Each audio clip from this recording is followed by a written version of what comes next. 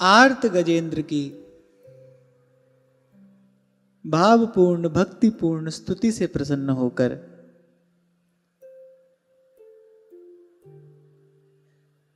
श्री भगवान ने आकर संकट से उद्धार किया।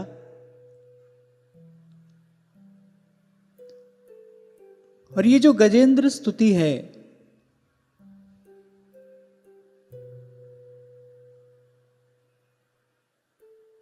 ये प्रसाद स्वरूप 5 अमृतोपम सूत्र प्रदान करती है। पंचामृत।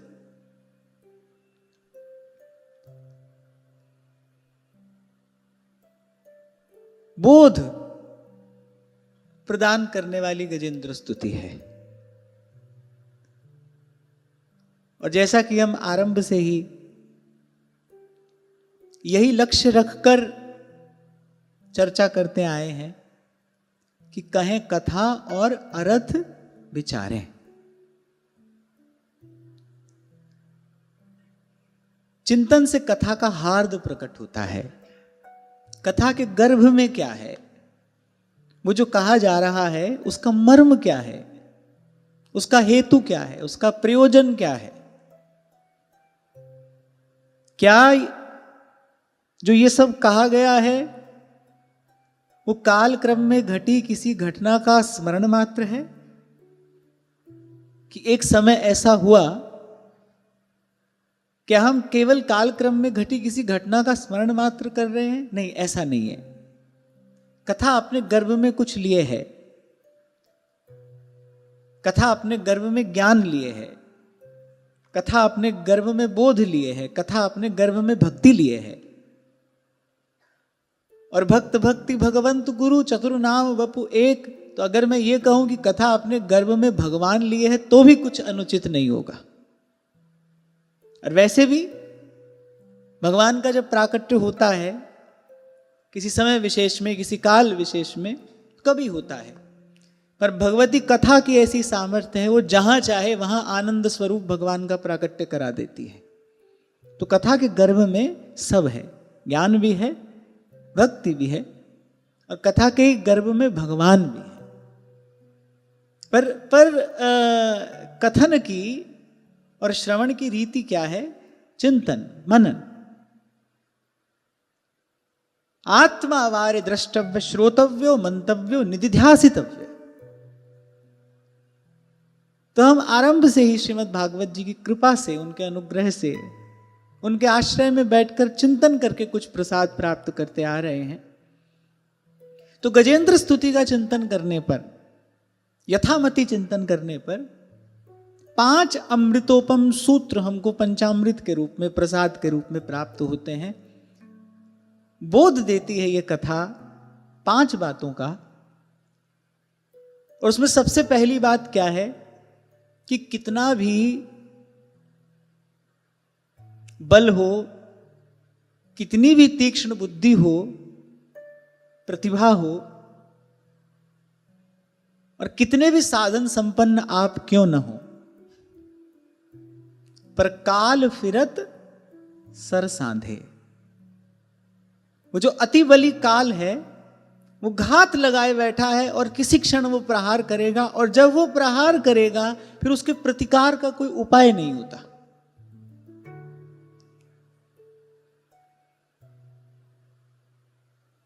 बहुत भरा पूरा परिवार है गजेंद्र का, और उसका बल, उसकी शक्ति ऐसी है कि सिंह भी उसके सन्मुख आने में डरते हैं, घबराते हैं। जिस स्थान पर वो रहता है उस स्थान पर उसकी प्रभुता है, तो वो बल संपन्न है, प्रभुता संपन्न है। विहार कर रहा है जल में, उन्मत्त हुआ, और एकाएक ग्रह आकर पांव पकड़ता है। ये प्रथम बोध हमको यहां से प्राप्त होता है। ये वस्तुतः जीव की दशा ही है। बल बुद्धि विद्या साधन संपत्ति ऐश्वर्य अर्जित करके फिर वो उन्मत्त होता है। नहीं कौवस जन्मा जग माही, प्रभुता पाए जाए मद नाही। फिर वो उन्मत्त होता है। फिर एक क्षण ऐसा आता है जब वो नितांत असावधान होता है ना। वस्तुतः क्या है, धन यौवन प्रभुता ऐश्वर्य, ये सब क्या लेकर आते हैं जीवन में? असावधानी लेकर आते हैं। जीव सावधान नहीं रह पाता, और आप सड़क पर पढ़ते हैं सावधानी हटी और दुर्घटना घटी। ये सब क्या लेकर आते हैं? असावधानी। उस असावधानी का स्वरूप क्या है? भगवत विस्मृति। धन, बल, बुद्धि, विद्या, यौवन, प्रभुता,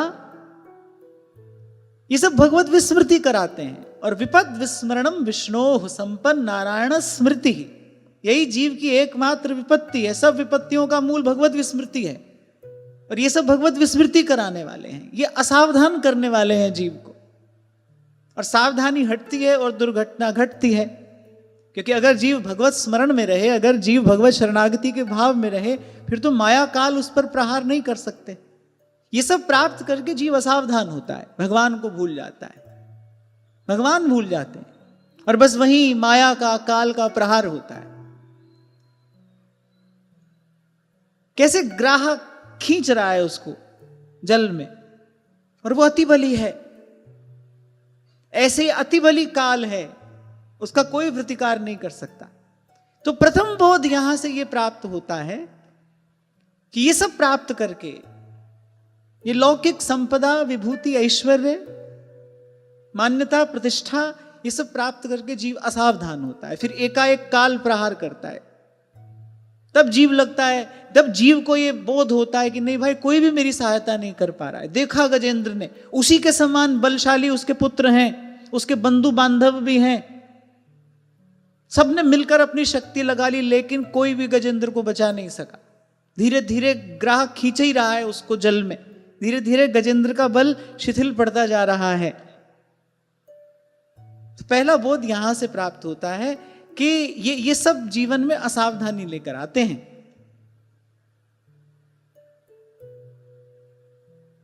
ये एकमात्र सत्य है जीवन का कि कभी ना कभी, क्योंकि प्रपंच बंच सब काल व्याल को खायो, कभी ना कभी उस काल का प्रहार होगा। जब आप असावधान होंगे, वो प्रहार करेगा। फिर आप देखेंगे कि भाई अब प्यास लगने पर तो कोई कुआं नहीं खोदता है, फिर कुछ नहीं कर पा रहे हैं आप। तो पहला बोध ये कथा देती है। इसलिए महापुरुष कहते ये प्राप्त करने योग्य वस्तु नहीं, ये तो त्याज्य है। भजनीय केवल भगवान है, सेव्य केवल भगवान है, आराध्य केवल भगवान है, लक्ष्य केवल भगवान है। उन्हीं की प्राप्ति का भाव हो, उन्हीं की प्राप्ति की ओर आपकी वृत्ति प्रवाहित हो, उन्हीं को प्राप्त करने की चेष्टा हो, उसी के लिए यह मनुष्य का जन्म मिला है। तो पहला बोध काल बली है, मनुज बली नहीं होता है, समय होत बलवान। काल बली है, और उस काल के प्रतिकार का कोई उपाय नहीं है। कितना भी बल हो, कितने भी बड़े पंडित क्यों ना हो आप, कितना भी ऐश्वर्य, कितनी भी संपत्ति आपके पास क्यों ना हो, पर उस काल के प्रहार को नहीं रोका जा सकता। पहला बोध, सावधान। और ध्यान रखना, ये पंक्ति सदा स्मरण रखने की। कोई ऐसा ना समझे कि नहीं सब असावधान हो जाते हैं, हम थोड़ी होंगे। ऐसा लगता है, हमको ऐसा लगता है कि नहीं सब असावधान हो जाते हैं, हम तो संभल कर रहेंगे। पर गोस्वामी जी की बात स्मरण रखने की है, नहीं को अस जन्मा जग माही। ऐसा संसार में कोई पैदा ही नहीं हुआ। प्रभुता पाए जाए मद नाही, जो प्रभुता पाकर मदांध ना हो, ऐसा कोई जन्मा ही नहीं। इसका ये जो सब अभी आपसे मैंने कहा ना, धन, संपत्ति, यौवन, मान्यता, प्रतिष्ठा, जैसे दाहकता अग्नि का स्वभाव है, ऐसे ये सब अनर्थ इसके साथ लगे हैं। हां, अपवाद हर समय हो सकता है। जही राखे रघुवीर ते उबरे ते ही काल महा। पर हम तो आपकी हमारी बात कर रहे हैं, साधारण बात हो रही है। साधारण सिद्धांत यही है कि नहीं को वो जन्मा जग माही। आप ये ना सोचना कि सब असावधान हो गए, हम नहीं होंगे। नहीं, हम भी होंगे। मैं जो आज ये बात कह रहा हूं, अगर मेरी वृत्ति उस ओर जाएगी तो मैं भी कल वही करता मिलूंगा आपको। नहीं को वस जन्मा जगमाई, हम विशेष नहीं है, इसी संसार में है, ऐसे ही हैं हम भी। काल बलि है, और ये सब लौकिक संपदा, ऐश्वर्य, प्रतिष्ठा, ये सब जीव को मदांध करने वाले हैं, असावधान करने वाले हैं। कि प्रथम बोध ये कथा देती है। और फिर दूसरी बात, जो अमृतोपम सूत्र हमको प्राप्त होता है इस कथा के चिंतन से, कि केवल वो अविनाशी भगवान वही जीव को इस काल के बंधन से मुक्त कराने में समर्थ है। केवल वही प्रभु, जिनकी स्तुति गजेंद्र ये कहकर करते हैं, नमो नमस्ते खिल कारणाय निष्कारणाय अद्भुत कारणाय सर्वागमाम्नाय महार्णवाय नमोपवर्गाय परायणाय यस्मिन्निदं यतश्चेदं येनेदं यः इदं स्वयं। वही एकमात्र भगवान जो विधि हरिहर के भी अंशी हैं, जो विधि हरिहर के भी अंशी हैं। वो ध्यान से सुनना, समझने की बात है, सूक्ष्म बात है। वो भगवान जो विधि हरिहर के भी अंशी हैं, जो उनको भी आज्ञा देने वाले हैं, जो उनके भी स्वामी हैं, जो उनके भी ईश्वर हैं, वो एकमात्र प्रभु, जिनको भगवती श्रुति सत्यम ज्ञानम अनंतम ब्रह्म कहकर प्रकीर्तित करती है, वो भगवान केवल वही हैं जो जीव को काल के बंधन से मुक्त कर सकते हैं, इस काल के पाश से छुड़ा सकते हैं। क्योंकि एक उनके अतिरिक्त आब्रह्म स्तंभ पर्यंतम सर्वम मायामयम जगत, केवल उनके अतिरिक्त बाकी सब एक और हैं, बाकी सब एक और हैं, एक वो हैं।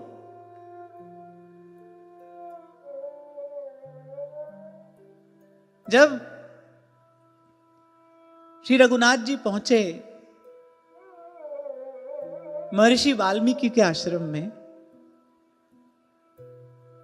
तो महर्षि यही कहकर भगवान की स्तुति करते हैं। महर्षि वाल्मीकि की स्तुति बताती है कि वो भगवान को स्वरूप से जानते हैं, वो भगवत साक्षात्कार संपन्न है, तत्वज्ञानी है। अरे जग पेखन तुम देखन हारे, विधि हरि शंभु नचावन हारे। विधि हरि शंभु नचावन हारे, तेउ न जानहि मर्म तुम्हारा, और तुम ही को जानन हारा।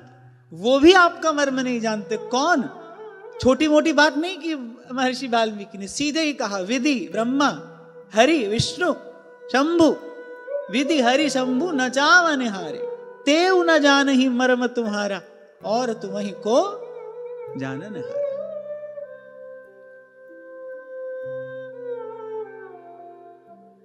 यहां पर एक बड़े विनोद की बात है, आनंद की बात है, कि जिनका मर्म विधि हरि शंभु नहीं जानते, केवट कहता है मैं जानता हूं। मांगी नाव न केवट आना, कहई तुम्हार मरम में जाना। गोस्वामी जी किसी और शब्द का भी प्रयोग कर सकते थे, एक ही शब्द कहा उन्होंने। वो कहते वो तेउ न जानहि मरम तुम्हारा, और यहां केवट कही तुम्हार मरम में जाना। मर्म आपका रहस्य में जानता हूं। किसकी कृपा से जानता हूं? ये भगवती भक्ति की कृपा है। इसलिए कई बार आपसे कहता हूं, भक्ति कहने को भक्ति है, होने को भगवान की भी भगवान है। कहने को भक्ति है, भक्त कहने को ही तो भक्त होता है, होने को तो वो स्वामी के हृदय का स्वामी है। भक्त कहने को भक्त है, कहा जाता है उसको कि वो प्रभु का दास है, पर आप उसकी सामर्थ्य देखिए, होने को वो भगवान के हृदय का स्वामी है।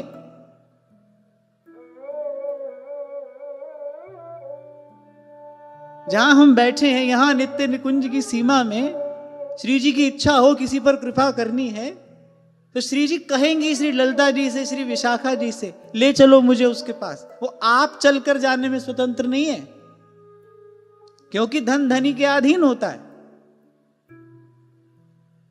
धनी जिसे चाहे उसे दे। यह भगवती भक्ति की कृपा है। तो हम कहां थे? जो विधि हरि हर के अंशी हैं, वो जो माया के पति हैं, माया के स्वामी हैं, काल के भी काल हैं, मृत्यु जिनके भय से थर थर कांपती है, ये समग्र अस्तित्व जिनके संकेत से ही गतिमान होता है, जिनकी सत्ता से ही इस समग्र अस्तित्व का एक एक कण स्पंदित होता है, एक वही भगवान है जिनके लिए भगवान वेदव्यास कह रहे हैं तापत्रय विनाशाय श्री कृष्णाय वयं नमः। खैर, ये तो श्रीमद् भागवत जी की कृपा है कि अगर भगवान वेदव्यास सीधे सीधे नहीं कहते तो हम भूले रहते, हम उलझे रहते, क्योंकि हमारी बुद्धि में तो इतनी सामर्थ्य नहीं है जो वहां तक पहुंच सके। भगवान वेदव्यास ने कृपा की और स्पष्ट घोषणा कर दी, एतेश चांस कला पुंसः कृष्णस्तु भगवान स्वयं। एक वही है। तो पहली बात काल बली है। ये संसार का सुख, ये संपत्ति, ये संपदा, ये ऐश्वर्य जीव को मदांध करने वाला है, असावधान करने वाला है। इससे सावधान रहना चाहिए। संतों की बलिहारी है। क्लिष्ट से क्लिष्ट बात को बड़े सीधे सरल शब्दों में कह देते हैं कि नारायण एक मृत्यु को और दूजे श्री भगवान, दो बातन को याद रख जो चाहत कल्याण। और ये जो संसार का सुख संपत्ति है, यौवन है, प्रतिष्ठा है, मान्यता है, ये दोनों को ही भुलाने वाले हैं। व्यक्ति को लगता है मैं तो कभी मरूंगा ही नहीं, मैं तो अमर हूं, तभी तो अनीति करता चला जाता है, अनाचार करता चला जाता है। उसको लगता ही नहीं कि मुझे भी मरना है, कभी जाना है। मृत्यु भी भूल जाती है, भगवान भी भूल जाते हैं। और दूसरी बात, इस काल के पाश से जीव को मुक्त कराने में केवल एक वो प्रभु समर्थ हैं जिनकी स्तुति गजेंद्र ने की है। एक वो प्रभु। यहां भुलावे में नहीं रहना चाहिए। देखो, थोड़ी बात कठोर लग सकती है किसी को, सभी भगवान के रूप हैं। सचराचर रूप स्वामी भगवंत। पर फिर भी भक्ति उन्हीं एक भगवान की हो सकती है, होनी चाहिए। उसी के लिए ये मनुष्य जन्म मिला, ये जीवन मिला।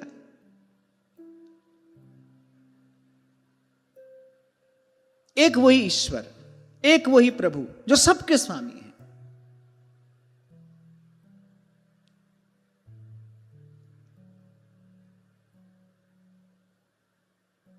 तीसरी बात,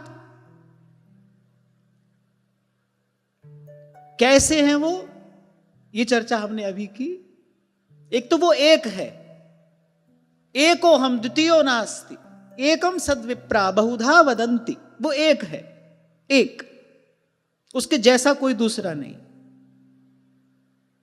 महाराज मनु ने कहा, चाहूं तुम ही समान सुत, आपके समान पुत्र चाहता हूं। भगवान ने कहा, भाई हमारे समान कहां से लाएं।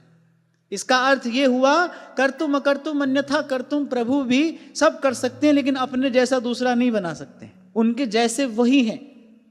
इसलिए भगवान की सब उपमाओं में एक निरूपम उपमा भी है। निरूपम, कोई उपमा ही नहीं जिसकी।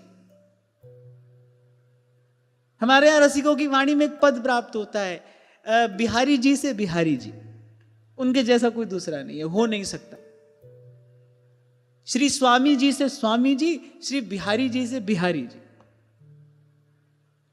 जैसे अपने यहां कहते हैं सेवक सो सेवक ना गुसाई हरिवंश सो, भागवत धर्म सो ना धर्म और सर्वोपरि, सेवक सो सेवक ना गुसाई हरिवंश सो। निरुपम है भगवान, उनके जैसा कोई और नहीं हो सकता। वो भी चाहे अपने जैसा दूसरा नहीं बना सकते।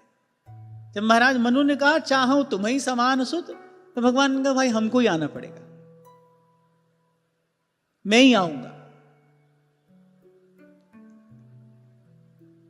एक तो वो एक है, उसके समान दूसरा और कोई नहीं है, और इसको स्वीकार करने के लिए बड़ा हृदय चाहिए। सब प्रकार की भय चिंता,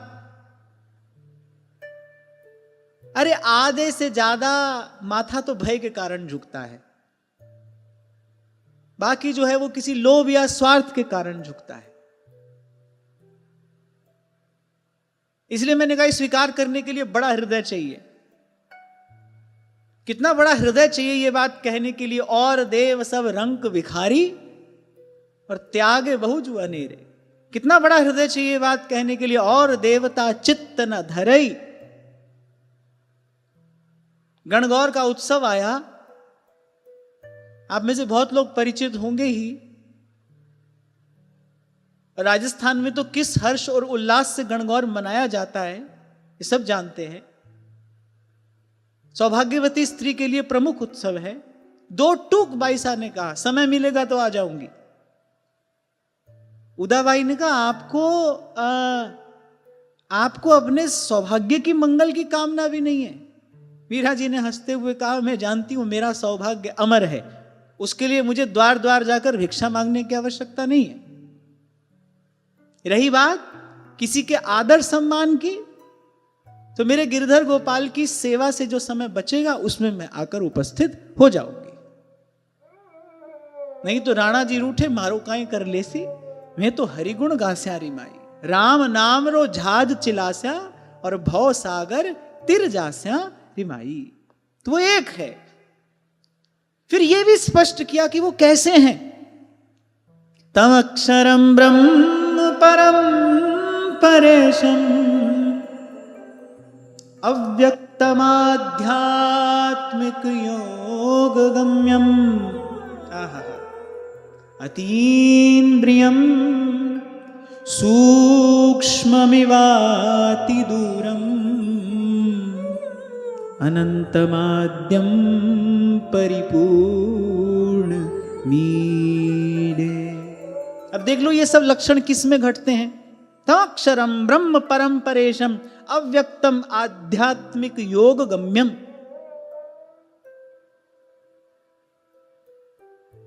एक ही स्थान पर घटते हुए मिलेंगे। राम कृष्ण हरि जय जय, राम कृष्ण हरि, राम कृष्ण हरि जय जय, राम कृष्ण हरि। इसीलिए कल हमने उस स्तुति का गान किया था। मुझे वो स्तुति बड़ी प्रिय है। गजेंद्र ने जो स्तुति की है उसी को गोस्वामी जी ने अपने शब्दों में कहा है। जय जय अविनाशी सब घटवासी, व्यापक परमानंदा, अभिकत गोतीतम चरित पुनीतम, माया रहित मुकुंदा। जय जय सुरनायक जन सुखदायक, प्रणत पाल भगवंता, गोद्विज हितकारी जय असुरारी, सिंधु सुता प्रियकंता। कुछ शब्द याद हुए? गाओ। यही स्तुति तो थी जिसके गान से भगवान प्रसन्न हुए, प्रकट हुए और कहा कि मैं शीघ्र ही अवतार लूंगा। जय जय सुरनायक जन सुखदायक, प्रणत पाल भगवंता।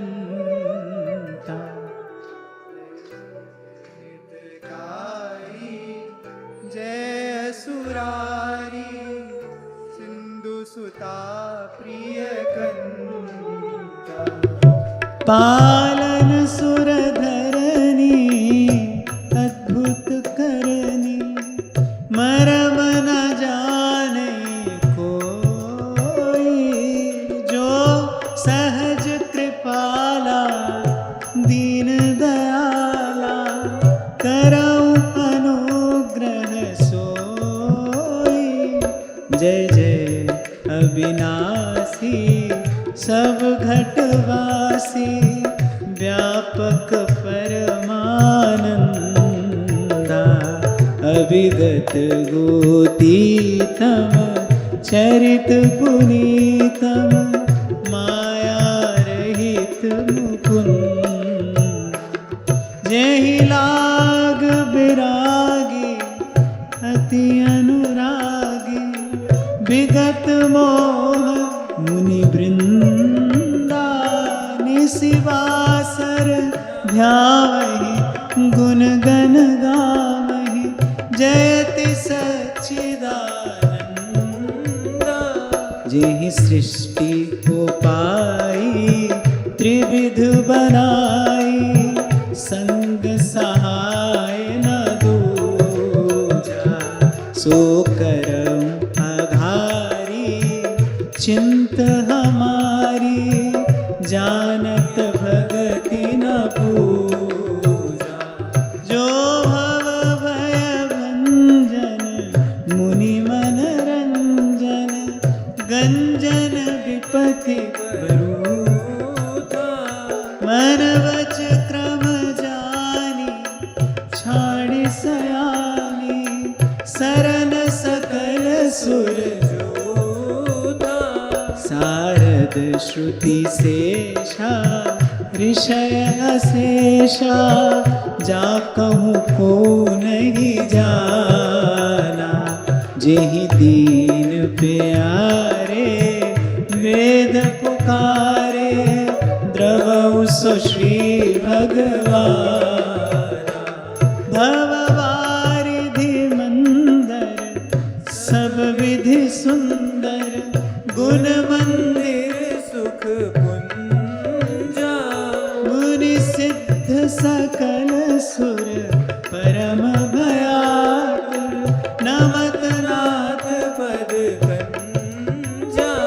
जय जय सुरनायक जन सुखदायक, प्रणत पाल भगवंता, गोद्विज हितकारी, जय सुरारी सिंधु सुता प्रिय कंता।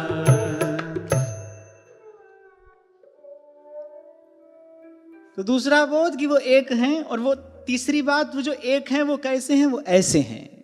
गोद्विज हितकारी जय सुरारी सिंधु सुता प्रिय कंता। और यही इस गजेंद्र स्तुति का वैशिष्ट्य है। श्रीमद् भागवत जी में आद्योपांत अनेक स्तुतियां हैं, और प्रत्येक स्तुति की अपनी कुछ विशेषता है। प्रहलाद जी की स्तुति, उसकी अपनी कुछ विशेषता है। रुद्र गीत की अपनी कुछ विशेषता है। गजेंद्र स्तुति का अपना एक वैशिष्ट्य है। यह भगवान के उस नित्य मुक्त शुद्ध बुद्ध स्वरूप का बोध कराने वाली है।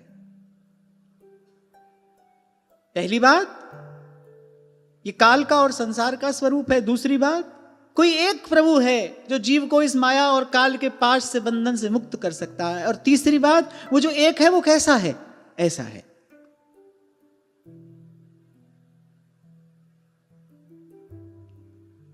सारद श्रुति शेषा ऋषय अशेषा। और गोस्वामी जी कह रहे, जा कहूं को नहीं जाना, जा कहूं को नहीं जाना। जेहि दीन प्यारे वेद पुकारे द्रवहु सो श्री भगवान। तीसरी बात, वो प्रभु ऐसे हैं, उस प्रभु का स्वरूप ये है। चौथी बात, इन प्रभु की शरणागति ही कल्याण का एकमात्र उपाय है। और शरणागति के लिए किसी अन्य वस्तु की, किसी अन्य व्यक्ति की, किसी अन्य साधन की अपेक्षा नहीं। ये निरपेक्ष साधन है, निरापद साधन है, स्वतंत्र साधन है। कहीं किसी भी स्थिति में आप हों, बाह्य दृष्टि से न किसी वस्तु की अपेक्षा है, न व्यक्ति की अपेक्षा है, न स्थान विशेष की अपेक्षा है, न किसी द्रव्य की साधन की कोई अपेक्षा है। जहां जिस स्थिति में भी आप हैं वहीं से बस पुकारिए भगवान को।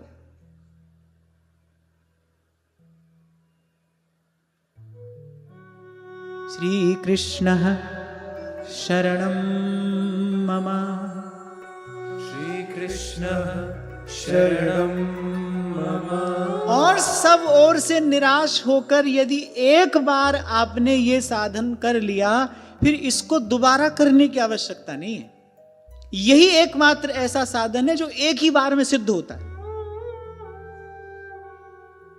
एक ही बार में यदि आपने ठीक प्रकार से कर लिया, और इसको ठीक प्रकार से करना क्या है? सब द्वारन को छाड़ के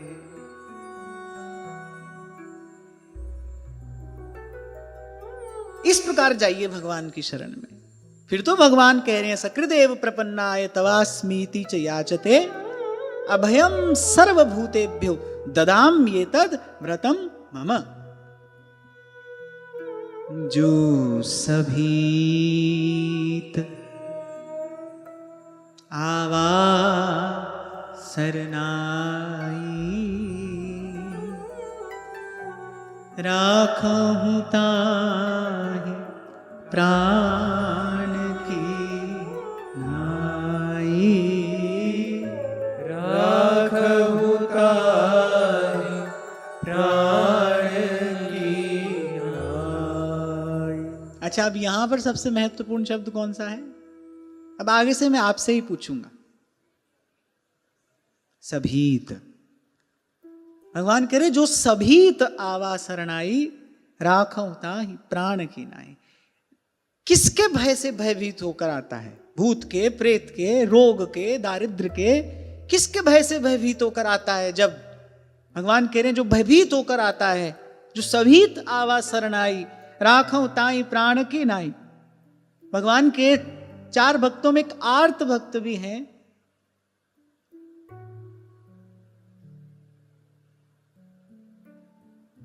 जो भयभीत होकर आता है, राखहु ताहि प्राण की नाई। पर किसके भय से भयभीत होकर?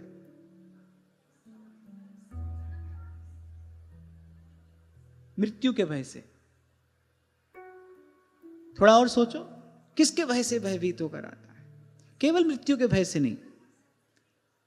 केवल मृत्यु के भय से तो कहेंगे तो फिर तो जिजीविषा हो गई, जीने की इच्छा। जन्म और मृत्यु के भय से, माने जो बार बार इस संसार में आकर धक्के खाकर थक गया है। जैसे सूरदास जी गए हैं, अब मैं नाचो थक्यो गोपाल। जो माया के इशारे पर नाच नाच कर थक गया है। अब मैं नाचो थक्यो गोपाल, काम क्रोध का पहर चोलना कंठ विषय की माल। अब थक गया हूं प्रभु मैं, थक कर हार कर अब भय लगता है मुझे। इस बात का विचार करके भी भय लगता है कि फिर से मुझे उसी जननी के गर्भ में आना पड़ेगा। आपने यदि कृपा दृष्टि से मेरी ओर नहीं देखा, बहुत जन्म हम जन्म बिगारे, अब हूं बिगर पड़ेगी। हे प्रभु, आपने यदि कृपा दृष्टि से मेरी ओर नहीं देखा तो मैं तो अपनी सामर्थ्य से इस काल चक्र से मुक्त हो नहीं सकता हूं। बड़ा भय लगता है मुझे, इस बात को सोचकर ही भय लगता है। फिर जननी के गर्भ में आना पड़ेगा, फिर आऊंगा। फिर अहमता और ममता के बंधनों में बंधूंगा,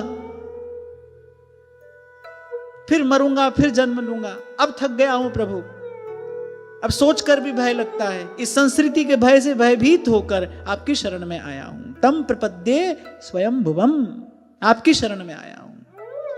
श्री जी तमरी शरण वल्लभ, तमरी शरण श्री जी तमरी शरण वल्लभ तमरी शरण, श्री गिरिराज धरण श्री जी तमरी शरण, गिरिराज धरण श्री जी तमरी शरण। अरे बड़ा सरस है ये शरणागति का भाव। शरणागत सबसे पहले तो निर्भय हो जाता है। अभयम सर्वभूतेभ्यो ददाम्येतद् व्रतम मम, भगवान कह रहे मेरा व्रत है ये। अपनी बात से पीछे जा ही नहीं सकते भगवान। मैं तो कहता हूं इस बात का लाभ लेना चाहिए, इस बात का, इस अवसर का लाभ लीजिए, इस अवसर को हाथ से जाने मत दीजिए। ऐसे पवित्र देश में हमारा जन्म हो गया है जहां कान में हमको ये शब्द सुनने को मिल रहे हैं, भगवान के शब्द। सकृदेव प्रपन्नाय तवास्मीति च याचते अभयम सर्वभूतेभ्यो ददाम्येतद् व्रतम मम, राखऊं ताई प्राण की नाई, कोटि विप्र बदला गई जाऊं आए शरण तजहूं नहीं ता। ये सब बात हमको सुनने को मिल रही है। अरबों की जनसंख्या इस विश्व की है, पर आप देखो कुछ ही बड़भागी जन है ना जिनके कान में सत्शास्त्रों के, संतों भक्तों के ये शब्द पढ़ते हैं, और उसमें से भी बिरले होते हैं जो उनमें श्रद्धा कर पाते हैं। इस अवसर का लाभ लेना चाहिए। बड़े थोड़े में बात बन सकती है। बड़ा सरस साधन है ये। और मैंने कहा कि एक बार कर लीजिए, दोबारा करने की आवश्यकता नहीं है। मंत्र तो बार बार करना पड़ता है, पूजा बार बार करनी पड़ती है। एक ही बार कर लो, बस हो गया। पर एक बार ठीक से कर लेना। और वो ठीक से करना क्या है? सब तज भजिए नंद, परापेक्षा ना हो। तो एक ही बार में ये साधन सिद्ध हो जाने वाला है, कल्याण कराने वाला है। पहली बात, संसार का स्वरूप कैसा है? संसार की संपदा जीव को असावधान करने वाली है, भगवत विस्मृति कराने वाली है, काल के मुख में धकेलने वाली है। काल अति बली है, उसका प्रतिकार कोई नहीं कर सकता। दूसरी बात, उस काल के पास से जीव को मुक्त करने वाले एक भगवान हैं, ना उनके अतिरिक्त कोई और देवी, ना कोई देवता, और किसी की तो बात ही क्या कहें। एक भगवान। किसी सांसारिक कामना की पूर्ति तो कहीं से कराई जा सकती होगी, हमको नहीं पता, क्योंकि ना हम कभी उस ओर गए गुरु कृपा से, ना हमने कभी वो रास्ता देखा। तो जिस बात का अनुभव ही ना हो उसके विषय में कुछ नहीं कहना चाहिए, आधिकारिक रूप से कुछ नहीं कहना चाहिए। तो हमको नहीं पता, होती होगी मनोकामना पूरी। हम तो भाई संतों की वाणी में निष्ठा रखने वाले हैं, और हमारे संत ये कहते हैं, सूरदास होनी सो होगी, अरे मूर्ख सोच करे, रे विधना टारे नाही टरे, रे विधना टारे नाही टरे। कितने करो मनोरथ माला, पर भावी पे पर्दा काला, तब कहते हैं सुजन सयाने, राम की बातें राम ही जाने। आप सोचिए, गोस्वामी जी कहते हैं भावी मेट सकहीं त्रिपुरारी। विधाता का लिखा लेख मिटाने की अगर सामर्थ्य किसी में है तो त्रिलोकीनाथ भगवान शंकर मिटा सकते हैं। भावी मेट सकहीं त्रिपुरारी। पर स्वयं वो त्रिपुरारी माता सती को नहीं रोक पाए। अंत में यही कहा, होई ही जो राम रचि राखा, को करी तरक बढ़ावई साखा। तो इसलिए मैंने कहा कि होती होगी मनोकामना पूरी, पता नहीं, हम नहीं जानते, पर इससे अधिक कुछ नहीं होता। और ध्यान रखना, एक कामना अनेक कामनाओं को जन्म देने वाली है, वो रक्त बीज के जैसी है। उसका एक रक्त बिंदु भूमि पर पड़ेगा और एक और रक्त बीज उत्पन्न होगा, और इस रक्त बीज का नाश केवल भक्ति भवानी ही कर सकती है। श्री स्वामी सत्यानंद जी महाराज जी बड़ा सुंदर पद कहते हैं अपनी वाणी में, अब मोहे राम नाम लौ लागी, उदय हुआ शुभ भाग्य का भानु, भक्ति भवानी जागी। अब मोहे राम नाम लौ लागी। पर काल के पास से जीव को केवल भगवान मुक्त कर सकते हैं। त्रिताप से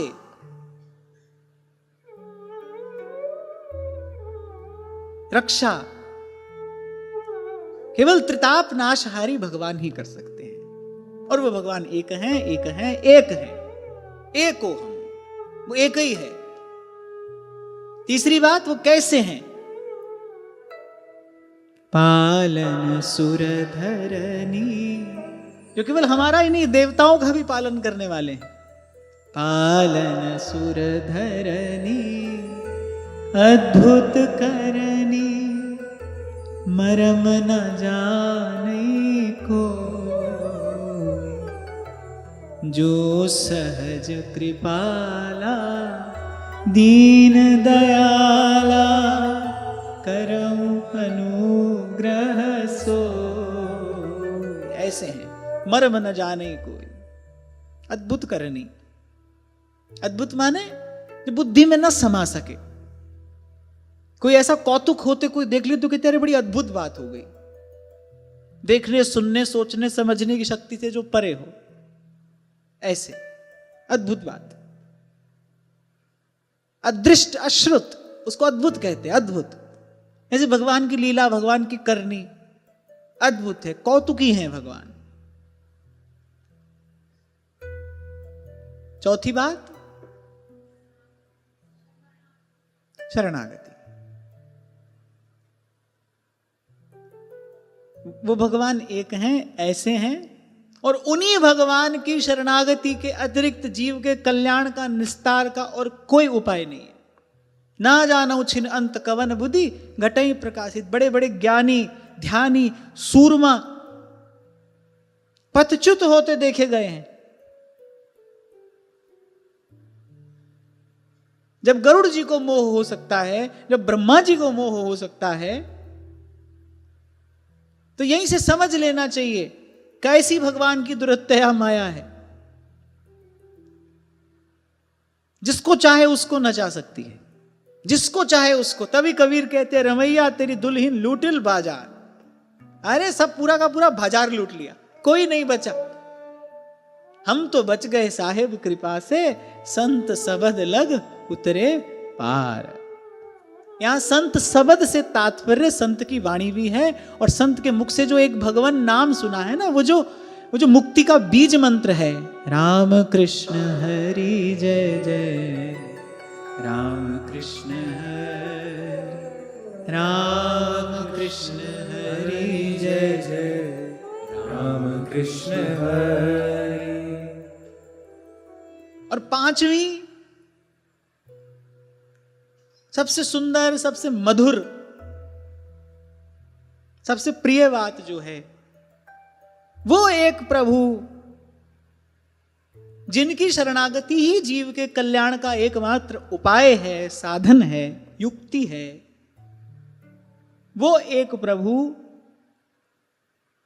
सर्वशक्तिमान, अनंत सामर्थ्य संपन्न होते हुए भी जो सहज कृपाला, दीन दयाला, करऊ अनुग्रह सोई।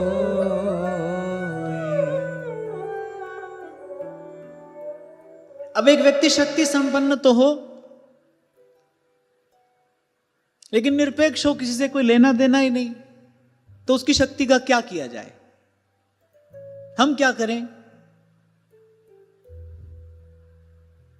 हमारा क्या होगा? तो सबसे सुंदर बात यह है कि ये सब सद्गुण, ये सब ऐश्वर्य, ये सब विभूति इसके एकमात्र आश्रय होते हुए, इसके एकमात्र स्वामी होते हुए भी जो सहज कृपाला दीन दयाला करौ अनुग्रह सो, बड़े दयालु हैं, शरणागत वत्सल हैं, भक्त वत्सल हैं। अगर सूची बनाई जाए भगवान के सब गुणों की, तो जैसे भगवान की सब शक्तियों में सर्वोपरि कौन सी है? कृपा शक्ति है। ऐसे भगवान के जितने गुण हैं, यदि उनकी कोई सूची बनाए, ऐसे तो बना नहीं सकता, क्योंकि अनंत कल्याण गुणगण संपन्न भगवान है। पर अगर कोई मान लो उनकी सूची भी बनाए, तो सबसे पहला गुण जो है भगवान का, वो क्या है? भगवान भक्तवत्सल है। ऐसी प्रभु करत दास पे प्रीति। इसलिए कई बार आपसे कहता हूं, स्वरूप तो अतिशय सुंदर है ही भगवान का, पर स्वभाव वो सवाया सुंदर ही है, वो स्वरूप से भी सुंदर है, अतिशय सरस।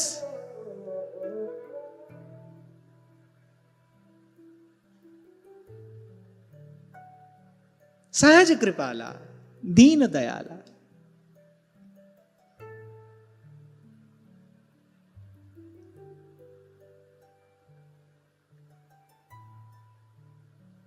और हमारी बात बनने की संभावना क्यों है? जेहि दीन प्यारे वेद पुकारे द्रवौ सुश्री भगवान। दीन उनको सहज ही प्रिय हैं, इसलिए एक और रख के मिथ्याभिमान, आपसे पहले भी मैंने निवेदन किया ना, इस समग्र अस्तित्व में केवल एक ही वस्तु है जो निरर्थक है। भगवान की बनाई सृष्टि में कुछ भी निरर्थक नहीं है, अनुपयोगी नहीं है। उसका कहीं ना कहीं कुछ ना कुछ, कोई ना कोई उपयोग अवश्य है। आपको मैंने सुनाया था ना, दिल्ली की बात है, बहुत बरस पहले की घटना है। तो मैं यही बात कह रहा था कि अनंत भगवान की सृष्टि में कुछ भी अनुपयोगी नहीं है, कुछ भी निरर्थक नहीं है। तो एक बालक ने, विद्यार्थी था, उसने प्रश्न किया, फिर शब्दकोश में निरर्थक शब्द क्यों है? अगर कुछ भी निरर्थक नहीं है, फिर निरर्थक शब्द क्यों है? इनका प्रश्न तो सही पूछा है भाई, और उस समय मुझे उत्तर नहीं सूझा, तो मैंने कहा कल उत्तर दूंगा।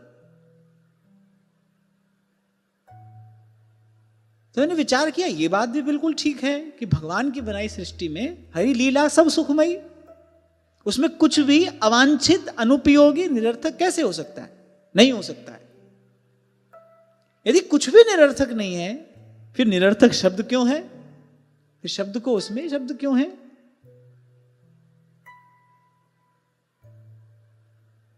फिर गुरु कृपा से यही भाव हृदय में स्फुरित हुआ, हाँ भाई, एक वस्तु है जो निरर्थक है। वो क्या है? जीव का अभिमान, वो निरर्थक है, उसका कोई अर्थ नहीं है, उसके आगे पीछे उसमें कोई सार सत्व है ही नहीं, बिना ही अर्थ का है वो, वही अनर्थ है सबसे बड़ा। 3 हाथ की भीत तन हरि दर्शन में आड़। जीव का अभिमान निरर्थक है, तो उसको एक और रख के, जहां जैसे हैं, जिस स्थिति में आप हैं, बाहरी स्थिति में कोई सुधार नहीं करना है, वो हमारी सामर्थ्य से बाहर है। भीतर जाइए, 2 पग भीतर की ओर चलिए, समेट कर अपने बिखरे हुए मन को सत्संग और हरि भजन की कृपा से बिखरे हुए मन को समेटकर 2 कदम भीतर की ओर जाइए। वो जो बंधन हम ही ने बांध रखे हैं, अहमता के, ममता के, उन बंधनों को खोलने का प्रयास करिए। यदि हम ऐसा नहीं कर सकते तो भगवान हमसे ये करने के लिए नहीं कहते। सबके ममता ताग बटोरी, मम पद मन बांध बर डोरी, मम पद मन बांध बर डोरी।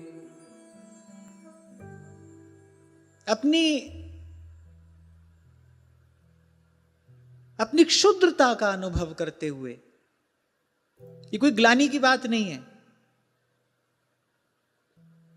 नहीं मान रहे थे जब अर्जुन, किंतु परंतु किए चले जा रहे थे। फिर भगवान ने जब विराट स्वरूप दिखाया ना, तब अर्जुन को अपने उस शुद्र अस्तित्व का बोध हुआ। उस विराट के सन्मुख अर्जुन ने देखा, अरे भगवान ने देखा, भगवान ने कहा देख, नभ में ये कुंतल जाल देख, पद के नीचे पाताल देख, देख मुट्ठी में तीनों काल देख, मेरा स्वरूप विकराल देख, सब जन्म मुझी से पाते हैं, फिर लौट मुझी में आते हैं। ये सृजन फूलता है मुझ में, संहार झूलता है मुझ में। भगवान ने कहा क्या समझता है तू अपने आप को, मैं नहीं लड़ूंगा, मैं नहीं मारूंगा। भगवान ने कहा तू कौन है, तेरी सत्ता क्या है। जब वो विराट स्वरूप देखा तब अर्जुन को लगा, ऐसे हमारे यहां श्रीमद् भागवत में वो जो भगवान के अनंत ऐश्वर्य का वर्णन किया गया है, किस लिए किया गया है। भजनीय तो भगवान का माधुर्य ही है, भजनीय तत्व तो भगवान का माधुर्य ही है। अभी आपसे मैंने निवेदन किया ना, कोई अनंत शक्ति संपन्न हो लेकिन निरपेक्ष हो, कठोर हृदय हो, फिर उसकी शक्ति का क्या लाभ है। अब मान लो कोई बहुत धनवान है पर कृपण है, तो उसके धन का क्या लाभ है भाई। तो भजनीय तो भगवान का मधुर स्वभाव ही है, भगवान का माधुर्य ही है। फिर इस अनंत ऐश्वर्य का वर्णन क्यों किया गया है, इसलिए ताकि इसको देखकर हमको अपनी क्षुद्रता का बोध हो। क्या है हम इसके सन्मुख। प्रातस्मरणीय श्री स्वामी अखंडानंद जी महाराज श्री एक बार वो बंबई में किसी के यहां पर गए, निमंत्रण दिया एक सेठ जी ने उनको, महल जैसा उनका घर था, और वो सेठ जी की चेष्टा से ऐसा लग रहा था कि वो अपना घर देख देख कर बहुत इतरा रहे हैं। उनकी चेष्टा से ऐसा लग रहा था। पता चल जाता है, बार बार किसी ना किसी प्रकार से घर की चर्चा कर दें स्वामी जी के सन्मुख। अब श्री स्वामी जी तो स्वामी जी ही थे। स्वामी जी ने कहा, सेठ जी आपके यहां विश्व का मानचित्र होगा। तुमने कहा मानचित्र तो नहीं है, मेरे यहां पर ग्लोब है। ग्लोब होता है ना, तो मेरे यहां पर ग्लोब है। आपने देखा होगा पृथ्वी के से आकार का मॉडल होता है जो। स्वामी जी ने कहा ले आइए, रखा। बोले इस में बताइए आपका घर कहां है। अब उस ग्लोब में ही इतना सा भारत है। उसमें तो भाई जो बंबई है वो ही बिंदु के जैसा है। अब उस बिंदु में अपना घर कहां खोजे। सेठ जी समझ गए स्वामी जी क्या कहना चाह रहे हैं। बोले यहां इतनी सी गेंद में तुम अपना अस्तित्व नहीं खोज पा रहे हो। ये गेंद जैसा ग्लोब है, फुटबॉल जैसा। बोले इतनी सी गेंद में तुम अपना अस्तित्व नहीं खोज पा रहे हो, वहां उन अनंत ब्रह्मांडों का विचार करो। कौन है हम, क्या हमारी सत्ता है, किस बात का अभिमान है। ये निरर्थक है। इसको एक और रखकर अविलंब तीव्रेण भक्ति योगेन यजेत पुरुषम परम। अविलंब अब की टेक हमारी रे, लाज राखो गिरधारी। अब की टेक हमारी रे,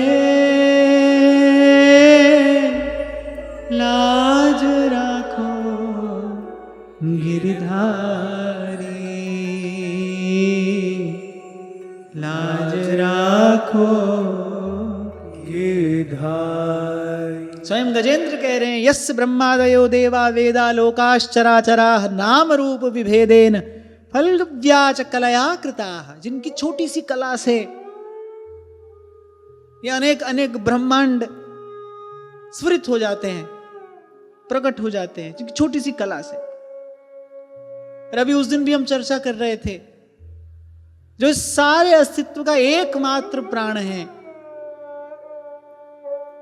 भले कर दी ब्रह्मा जी ने सृष्टि की रचना, इंद्रियों के अधिष्ठात्र देवताओं ने भी अपना अपना कार्य कर दिया, आंख होने मात्र से कोई नहीं देख सकता है भाई, दृष्टि होनी चाहिए। सबने अपना अपना कार्य कर दिया, पर मृत पिंड की भांति ब्रह्मांड पड़ा है। तब फिर ब्रह्मा जी ने, सब देवताओं ने स्तुति की। आरंभ में हमने इस लीला पर चर्चा की थी। तो जब भगवान ने प्रवेश किया, तब यह ब्रह्मांड जीवंत हुआ। वही एकमात्र प्राण है। तो इस बात का, इस तथ्य का, इस सिद्धांत का पुनः पुनः विचार करते हुए, पुनः पुनः चिंतन करते हुए, और अंतर के अभिमान का मार्जन करिए और दौड़ कर जाइए। उनका द्वार, उनका दरबार सदा खुला है, सर्वदा खुला है। और मैं बार बार आपसे कहता हूं, किसी और द्वार पर जाओगे तो वहां कोई पूछेगा कौन हो, कहां से आए हो, क्या लेकर आए हो। यहां कोई नहीं पूछेगा। यहां तो आप आ गए हो, इतना पर्याप्त है। और आप दीन होकर आए हो तो आपका बड़ा आदर किया जाएगा, क्योंकि जे ए दरबार दीन को आदर। आप आ गए हो, इतना ही पर्याप्त है। और यदि आप दीन होकर आए हो तो आपका बड़ा आदर किया जाएगा, आपको बड़ा सम्मान दिया जाएगा। संसार में तो ऐसा देखने को नहीं मिलता। आपका हमारा जो संसार है उसमें तो ये देखने को नहीं मिलता। यहां तो दीन का आदर नहीं होता है, यहां तो भगा दिया जाता है दीन को।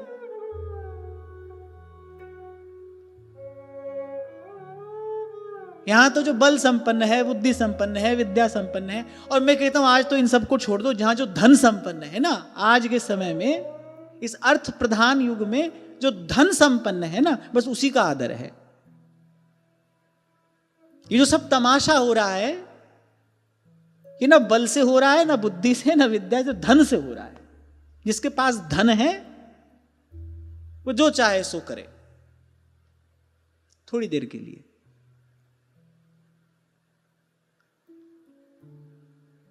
संभल के कहनी चाहिए बात। ठीक है, जो चाहे सो करे, पर थोड़ी देर के लिए। ज्यादा देर तो तमाशा कोई भी हो चलता नहीं, पटाक्षेप होता ही है। ऐसे ही हां, पर अर्थ प्रधान युग है, इसको तो मानना पड़ेगा। तो यहां तो जो हो रहा है धन से हो रहा है, इसलिए यहां जो धनपति है यहां तो उसी का सम्मान है। पर भगवान का दरबार ऐसा नहीं है। यह दरबार दीन को आदर।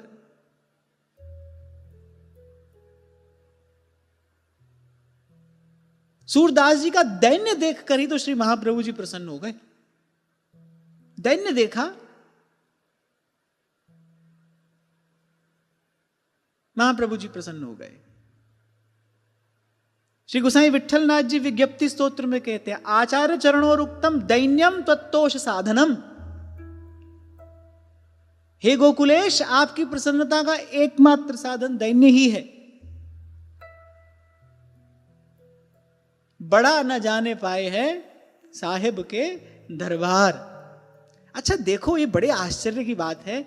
और आश्चर्य क्या, ये माया श्री कृष्ण की, मोहियो सब संसार, इन सब बातों का उपदेश करने वाले हम लोग, मैं अपनी बात कर रहा हूं, हम लोग दिन रात इसी प्रपंच में पड़े हैं, इसी प्रयास में लगे हैं कि कैसे हमारी मान्यता अधिक से अधिक हो जाए। मैं अपनी बात कर रहा हूं। हम ही ये बात आपको बता रहे हैं कि बड़ा न जाने पाए है साहिब के दरबार, द्वारे ही पे लागी है सहजो मोटी मार। और हम ही दिन रात इसी चिंता में, इसी प्रपंच में लगे हैं कैसे हम सबसे बड़े हो जाएं। हम लोगों की जो भी श्रेणी है उसमें हम कैसे सबसे ऊपर बैठ जाएं। हम ही क्यों ना सबसे प्रतिष्ठित, सबसे मान्य हो जाए। हमारी क्यों ना मान्य सब, हम ही सिद्ध के रूप में क्यों ना ख्यात हो। ये क्या है? ये माया श्री कृष्ण की मोयो सब संसार। हम लोगों के लिए संत एक उदाहरण देते हैं कि जैसे कड़छी होती है ना, वो कई 100,000 को खीर परोस देती है, 100,000 का मुख मीठा करा देती है, पर आप उस खीर के माधुर्य से वंचित ही रहती है। उसमें उसको ग्रहण करने की, उसका आस्वादन करने की योग्यता ही नहीं है। ऐसे ये बड़ी भगवान की विचित्र माया है। देखो, जो श्रवण किया जाए,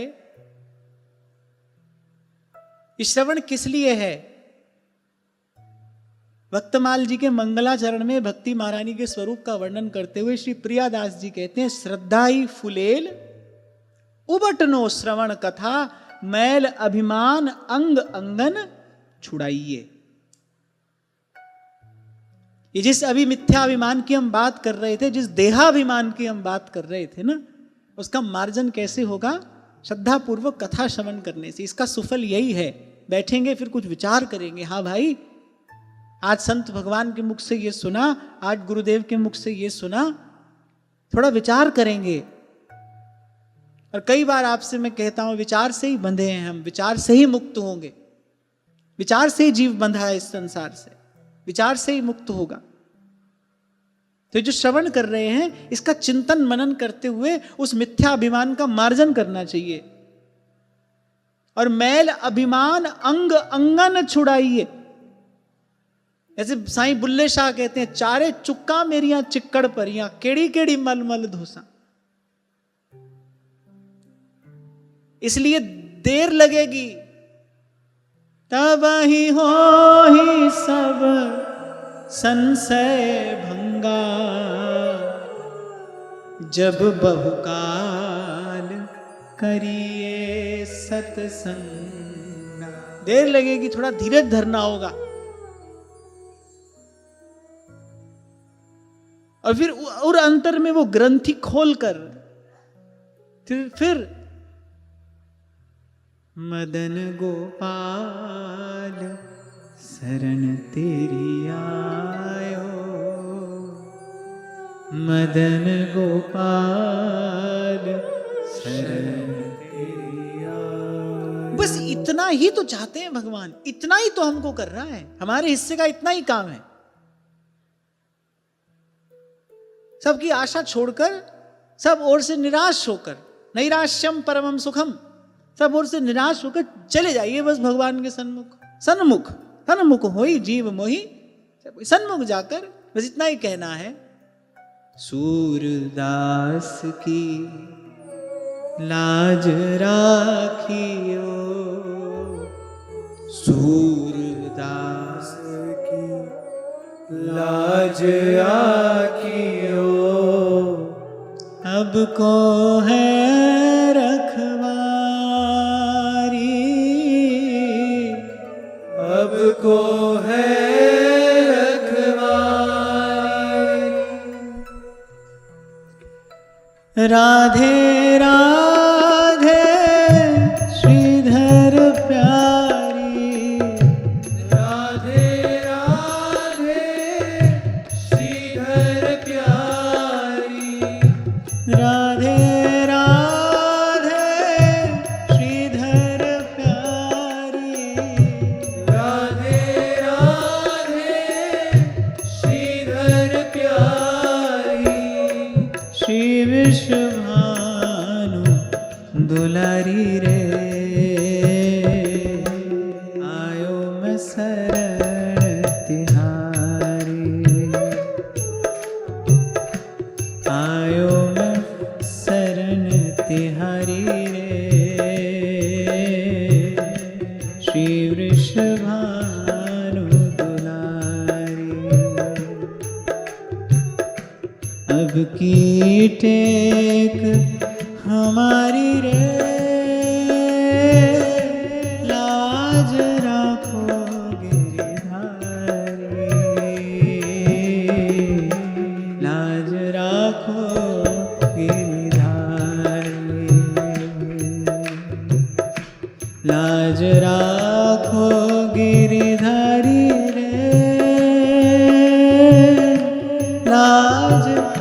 राखो गिरधारी। लाज राखो गिरधारी। श्री जी तमरी शरण वल्लभ तमरी शरण। श्री जी तमरी शरण वल्लभ तमरी शरण। श्री जी तमरी शरण वल्लभ तमरी शरण। श्री जी तमरी शरण वल्लभ तमरी शरण। गिरिराज धरण श्री जी तमरी शरण। श्री गिरिराज धरण श्री जी तमरी शरण।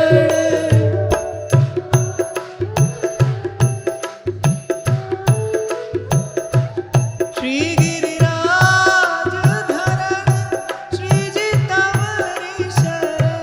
श्री गिरिराज धरण श्री जी तमरी शरण। श्री जी तमरी शरण वल्लभ तमरी शरण। श्री जी तमरी शरण वल्लभ तमरी शरण। श्री जी तमरी शरण वल्लभ तमरी शरण। श्री जी तमरी शरण वल्लभ तमरी शरण।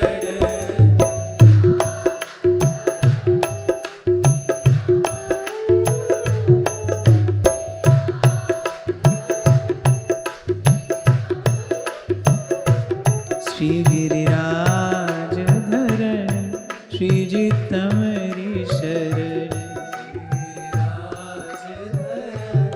श्री जी तमरी शरण। तो जिनकी शरणागति लेने के लिए कहा जा रहा है अत्यंत मधुर स्वभाव के हैं, अकारण करुणा वरुणालय हैं, और उनके समस्त गुणों में जो सर्वोपरि गुण है वो भक्त वत्सलता है। शरणागत वत्सल हैं, भक्त वत्सल है। अच्छा, शरणागत वत्सल से भी पहले भक्त वत्सल है। जो शरणागत तो दुर्वासा भी थे, वो भी त्राहिमाम रक्षमाम रक्षमाम करते हुए गए थे। पर श्री रघुवीर ही भगति प्यारी, भक्त वत्सल है। तो ये अमृतोपम 5 सूत्र हमको गजेंद्र स्तुति से प्राप्त होते हैं। ये पंचामृत रूपी प्रसाद हमको गजेंद्र स्तुति के चिंतन से, मनन से प्राप्त होता है। यथामति मैंने निवेदन किया।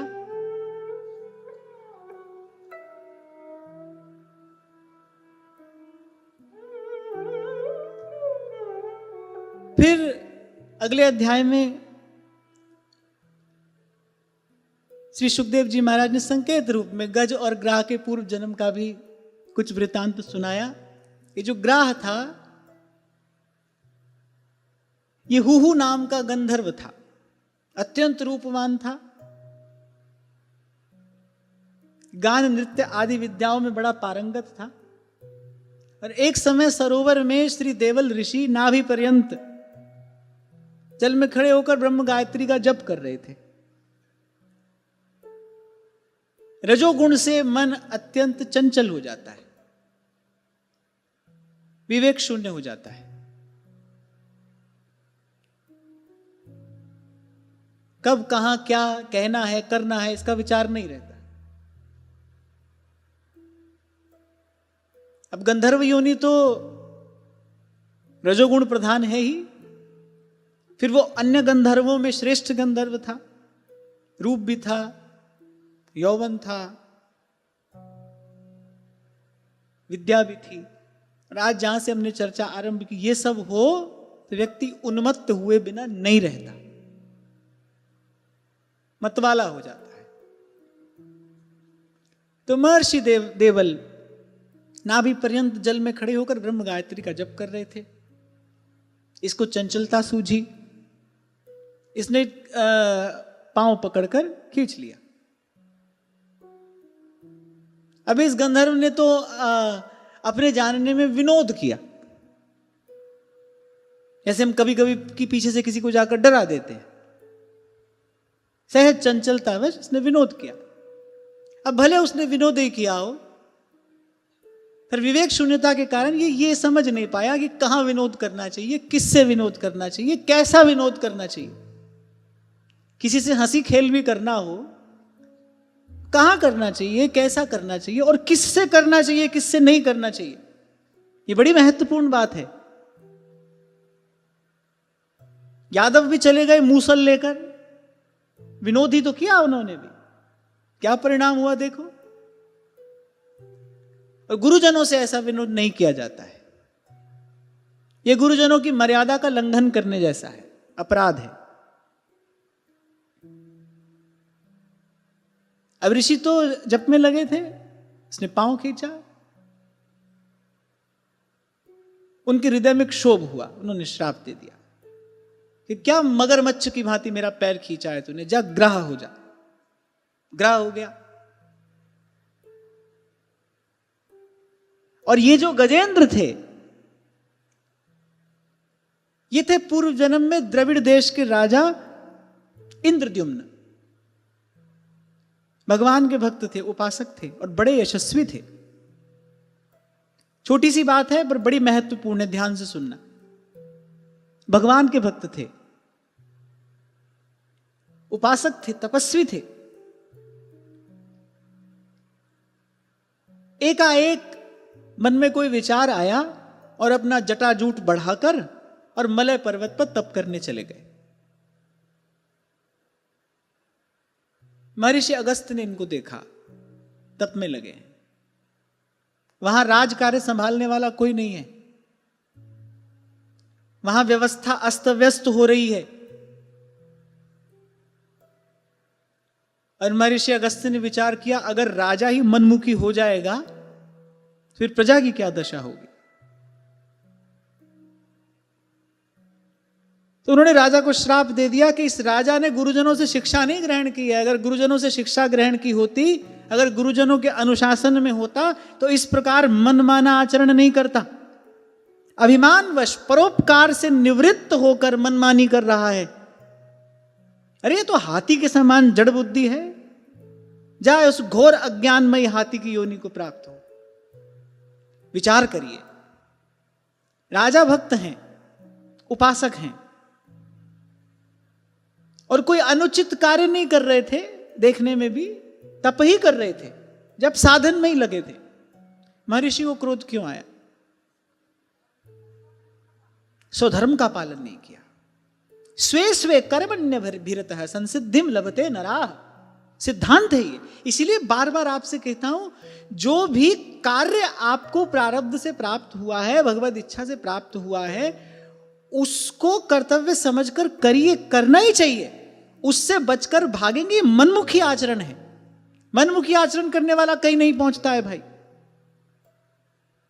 सब महापुरुषों का जीवन आप देखिए, सब महापुरुषों का जीवन, आपको कोई भी महापुरुष जीवन में पुरुषार्थ शून्य नहीं मिलेगा।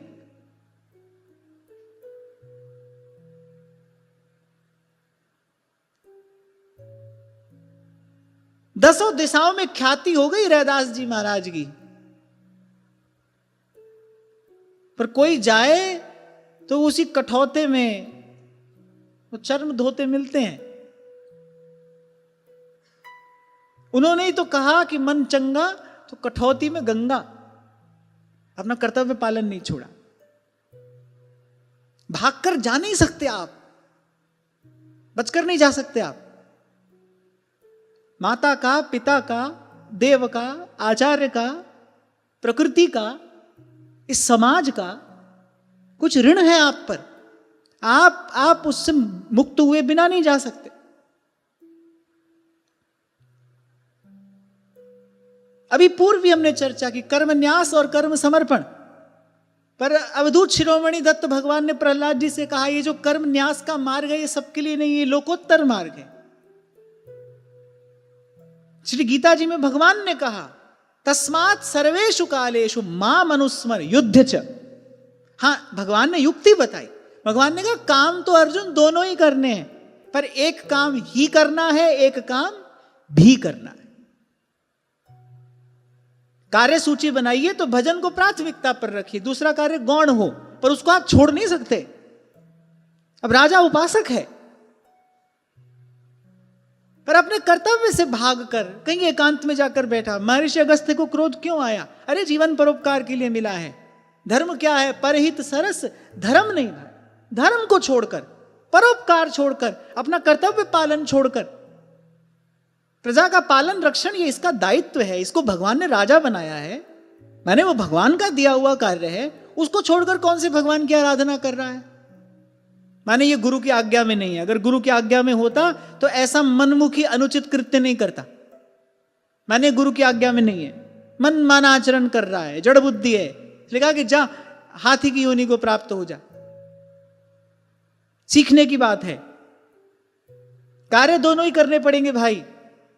और खूब देखने में आता है, मन के कहे सब छोड़कर आ गए यहां, तो यहां पर आकर वही राग द्वेष है, वही खींचातानी है, वही तेरा मेरा है। कल भी रात को हम यही चर्चा कर रहे थे ना भाई। भीतर से अगर तेरा मेरा नहीं छूटा तो समुद्र के तल में चले जाओ, कि कैलाश के शिखर पर चले जाओ, कहीं पर भी चले जाओ, पर भीतर से अगर तेरा मेरा नहीं छूटा, जहां जाओगे वो यही करोगे। संसार किसी स्थान का नाम नहीं है। किसी स्थान विशेष को संसार नहीं कहते। किसी स्थान में रहने को संसार में नहीं रहना नहीं कहते। संसार एक स्थिति का नाम है। जब तक चित्त द्वंद्व में है तब तक आप संसार में हैं, कहीं पर भी हो। जब तक आपका चित्त द्वंद्व में रहता है, द्वंद्व माने हानि से दुख होता है, लाभ से प्रसन्नता होती है, प्रशंसा से आनंद आता है, निंदा से उर अंतर में क्षोभ होता है, विक्षेप होता है, अच्छा अच्छा लगता है, बुरा बुरा लगता है। जब तक ये द्वंद्व है तब तक हम संसार में ही है, कहीं रहिए। अब फिर भगवान ने स्वयं कहा, अर्जुन प्रिय मार्ग यही है, कर्म समर्पण मुझे प्रिय है, ये मार्ग मुझे प्रिय है, ऐसा योगी मुझे प्रिय है। कैसा योगी? जो सदा सर्वकाल मेरा स्मरण करते हुए, और भगवान ने कहा तस्मात् सर्वेषु कालेषु माम अनुस्मर। हां, पहला काम तो यही कर, सांस सांस सिमरै गोविंद, प्रथम नाम हरिवंश हित रट रसना दिन रैन। पहला कार्य तो यही कर। और दूसरा युद्ध च, ये जो च शब्द है बड़ा महत्वपूर्ण है इस श्लोक में। इस पंक्ति में सबसे महत्वपूर्ण शब्द क्या है? च, युद्ध भी कर।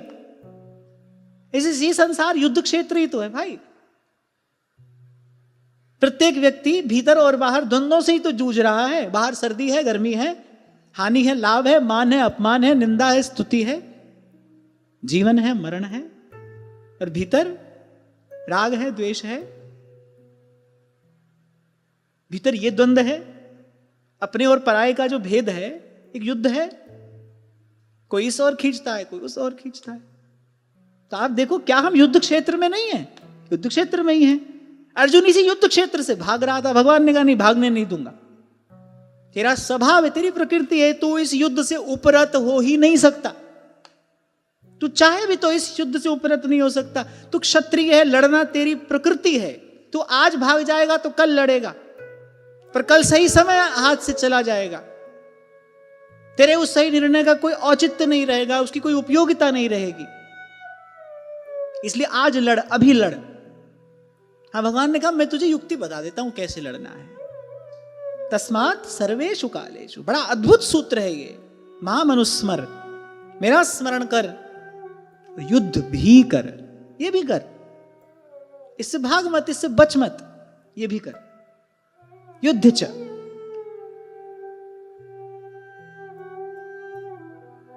कोई बगीचा नहीं है ये संसार सैर करने आए हैं हम यहां पर। इट्स बैटल फील्ड, युद्ध क्षेत्र ही है। श्री प्रबोधानंद सरस्वती पाद वृंदावन महिमामृतम में कहते हैं कि एक साधक को अंतिम श्वास तक द्वंद्वों से लड़ना पड़ता है, जूझना पड़ता है उसको। इससे मुक्ति का उपाय नहीं है। हाँ, बस इतना कर लीजिए, एक काम पहले नंबर पे रखिए, फिर दूसरे नंबर। यहां होती है हमसे भूल, यहां होती है हमसे भूल। भोजन करना ही है। अभी तो हम ऐसे ही हैं, भोजन करना ही है, धन कमाना ही है, ये परिवार है, घूमने फिरने जाना ही है, ये तो सब करना ही है, और भजन करना भी है, हाँ, वो भी करना है। कई बार आपसे निवेदन किया, भजन प्राथमिकता बने, सत्संग हमारी प्राथमिकता बने, लाख काम छोड़कर अपना नियम पूरा करिए। या मैं प्रमाद ना करे, रूपदास जी यही तो कह रहे हैं, रसिकन को संग करे निस्दिन, या मैं प्रमाद ना करे। अरे फिर कह रहा हूं आपको, ये जो आज 5 बातों पर हमने चर्चा की, उसमें जो 5वीं बात है वो सबसे मधुर है।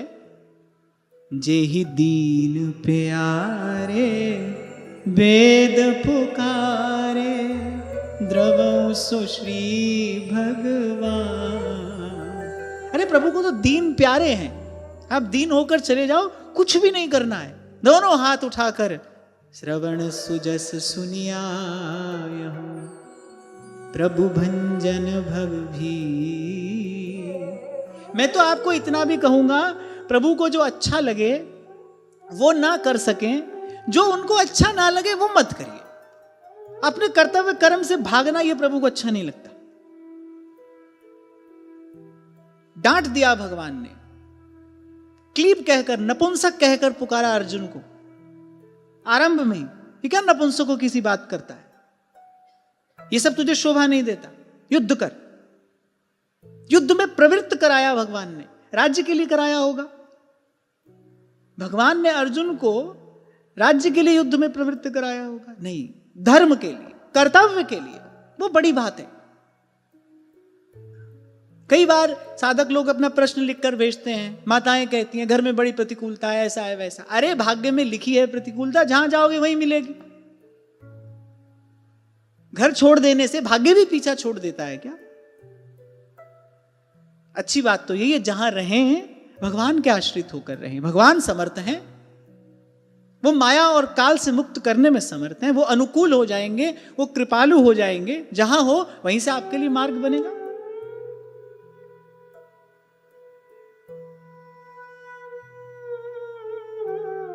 तो ये छोटी सी घटना पर मुझे लगा इसकी चर्चा होनी चाहिए। कौन थे ये गजेंद्र? पूर्व जन्म में भक्त हैं, उपासक हैं, और पहले ही दिन से हम चर्चा करते आ रहे हैं, गजेंद्र द्वारा कृत स्तुति ही बताती है गजेंद्र कई जन्मों के भक्त हैं। वो जो भगवान के शुद्ध बुद्ध स्वरूप का बोध है गजेंद्र को, वो ही बता रहा है कि गजेंद्र की भक्ति साधारण नहीं है। जो भगवान को तत्व से जानता हो वही ऐसी स्तुति कर सकता है। माने गजेंद्र तत्व ज्ञानी है, उनकी भक्ति साधारण नहीं है, एक जन्म की नहीं है, जन्म जन्मांतर की भक्ति है। कहां भूल हुई? अपने कर्तव्य से मुंह मोड़ लिया, ये नहीं करना है। अच्छा मैं कहता हूं खूब, चलो आपको लगा कि सब झंझट छोड़ा है, अब यहां बड़ा चैन है, सब ठीक है, तो फिर भी अंततः देखा तो अपना ही सुख ना, देखा तो हमने अपना ही सुख ना, अपने ही सुख के लिए जो किया। प्रभु तो आपसे ये चाहते थे कि तुमको मैंने योग्यता दी है, प्रतिभा दी है, तुम सेवा करो, अंतिम श्वास तक सेवा करो।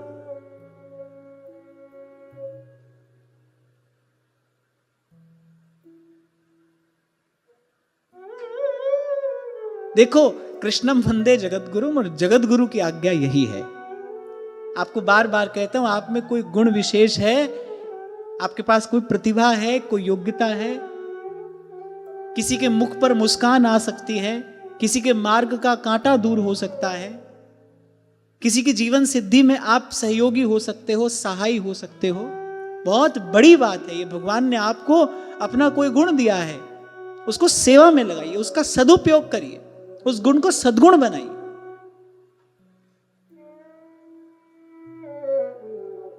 बड़ी सार स्वरूप, सार्वभौमिक परिभाषा श्री गोस्वामी जी ने दे दी है धर्म की। परहित सरस धर्म नहीं भाई, पर पीड़ा सम नहीं अदमाई।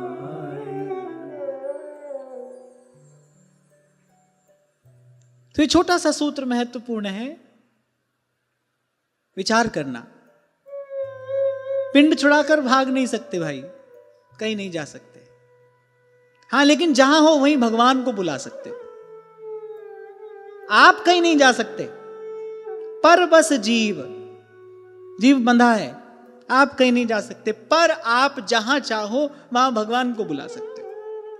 तो कहीं जाने का व्यर्थ प्रयास छोड़कर अकामः सर्व कामो वा मोक्ष काम उदारधी तीव्रेण भक्ति योगेन यजेत पुरुषम परम हरिपद भज न विलंब कर, हरिपद भज न विलंब कर। कितनी बड़ी बात है।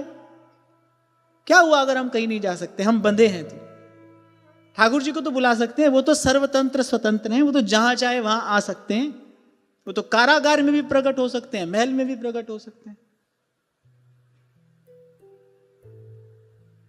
अरे एक और बात गजेंद्र ने अपनी स्तुति में कही जो मुझे बड़ी प्रिय लगी। बोले प्रभु आप अपने भक्तों का कल्याण करने में जरा भी आलस नहीं करते, जैसे ही कोई पुकारे बस तैसे ही। और हमने अंतिम समय में देखा गरुड़ पर आ रहे हैं भगवान, पर जैसे ही गजेंद्र ने आर्त होकर वहीं सरोवर से कमल पुष्प लिया, भगवान को निवेदन किया, नारायण अखिल गुरो भगवन नमस्ते।